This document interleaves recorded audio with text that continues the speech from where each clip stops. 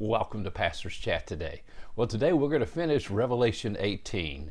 We're looking at the destruction of commercial, economic, political Babylon in this chapter, right toward the end of the tribulation period, that 7-year period that the book of Revelation mostly is about.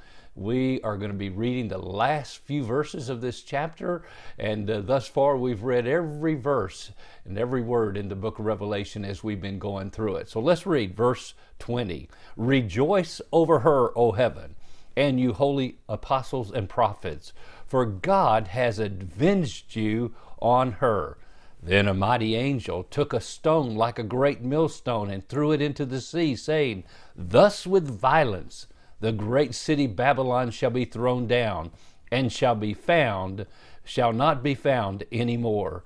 The sound of the harpists, musicians, flutists, and trumpeters shall not be heard in you any more. No craftsman of any craft shall be found in you any more, and the sound of a millstone shall not be heard in you any more.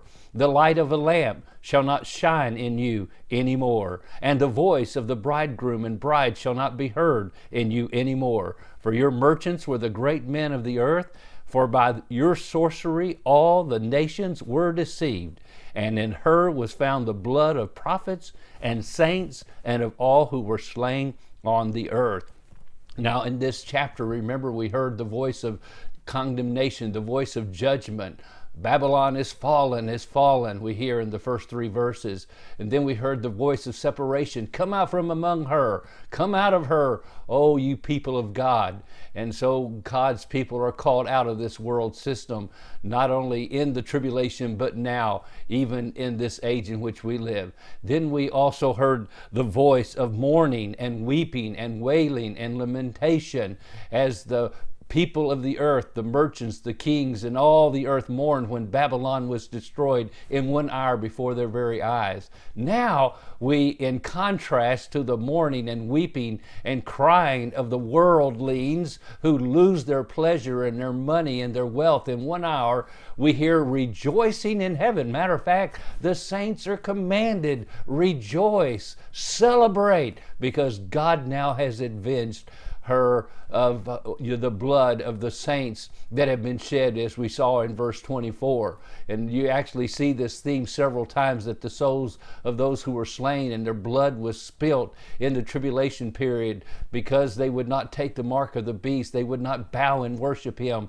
And they decided to follow Jesus Christ, and they were killed. They were slain, and they cried out, When, O Lord, will you avenge us? And I remember in Romans chapter 12, we were actually told not to avenge ourselves, because God is a God of vengeance. So make sure you understand, we're not told to rejoice because the judgment has fallen upon them. We rejoice because of the judgment of God. The justice of God always comes out in the end. It appears sometimes that God is not looking down. God is not seeing what's going on, and people are getting by with their wickedness. Read the book of Psalms, especially, and the psalmist asked that question many times. But here, God avenges his people of the blood that's been shed, and he tells heaven to rejoice because he is a God of justice. And that's what we rejoice in, not the fact that sinners perish and go into an eternity without Jesus Christ. We weep ourselves over their condition as we see them reject the Lord Jesus Christ and the only remedy for their sin. How sad we should weep, but my friend, we should rejoice that our God has the final word in the end. We see the same theme in Jeremiah chapter 25, verse 10, and the voice of all the blessings, the voice of the trumpeters, the voice of the marriages, all those things. No more, anymore. That's a theme in this chapter. Anymore shall not be heard. Anymore One day it'll be over for the worldlings, my friend. But my friend, you can trust Christ today and be on the winning side if you make him the Lord of your life and live for him.